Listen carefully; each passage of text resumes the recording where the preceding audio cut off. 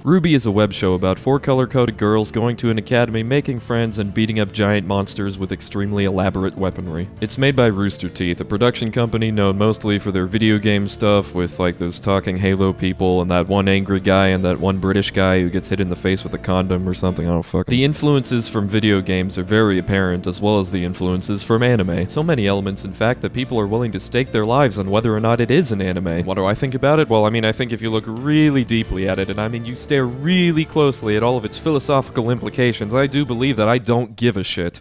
Like, I don't care. Nobody cares. If you do care, why do you care? Doesn't fucking matter. Fuck you. What it definitely is, though, is an example of something that I can't really use a numeric rating system for. On the one hand, I love this show. I absolutely adore it, and I would unironically recommend it to most of my friends. On the other hand, if I were to give it a numeric rating, I would give it a 4 out of 10.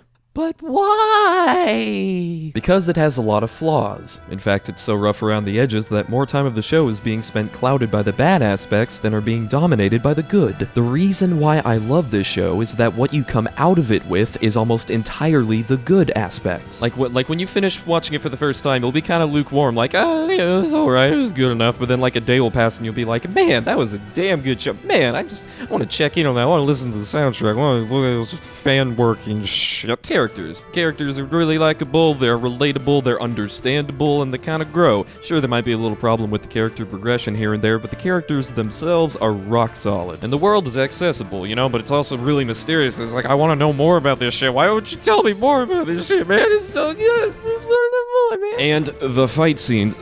Okay, I need to make this perfectly clear. I cannot overstate how good the fight scenes are. So, you know, so then I would see like, oh, it's John Wick, you know, it has the best fight scenes of the decade. You know, I watch it, I'm like, I respect that. It didn't really get me hyped. Then I watch RWBY, I get fucking hyped. All aboard the hype train, Hammer Lady's gonna slam it down on the bridge with a lever style and sit on the hammer and then fly across it with propulsion like boom and then slam it down on the hammer. I came. They're creative, they're free-flowing but impactful, and if you like fight scenes at all, just at least check those out because goddamn, they're so fucking good. And the comedy is really funny too.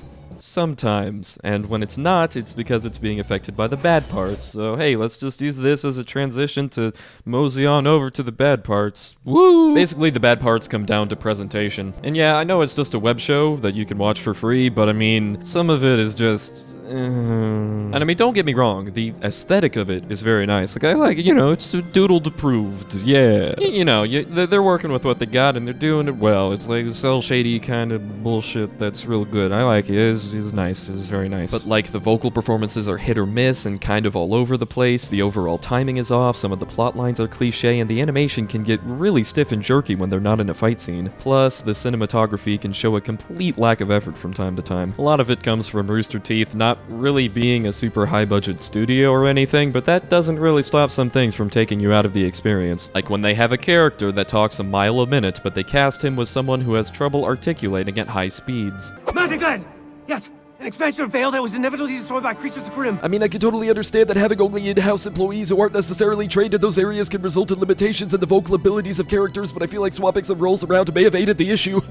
That being said, I still recommend you try it out. Not only are the good parts worth sticking around for, but they also keep getting better and better as time goes on. Volume 2 was a distinct improvement over Volume 1, and judging by the sneak peeks of Volume 3 coming out later this year, it looks like they just keep getting better and better. Oh my god! So yeah, if you have any interest in it, then definitely go check it out. And if you're like, well, you know, I don't really know if I have the time, here's the thing, getting completely acquainted with the RWBY series only takes like 4 hours, and compared to the amount of time that it takes to get into a fandom usually, that's pretty good. Like, you know, oh, I want to get into Death Parade, that's 6 hours, Sherlock, 13.5 hours, Steven Universe, 15 hours, Harry Potter, 20 hours, Game of Thrones, 50 hours, the Persona games, 160 hours, Homestuck, 3 millennia. Basically, RWBY is on the lower end of the amount of time that you'd have to input into the series. And considering what you can get out of it, well, if you're really interested in it, just go fucking watch it. This has been Doodled, and that was what I had to say on that matter.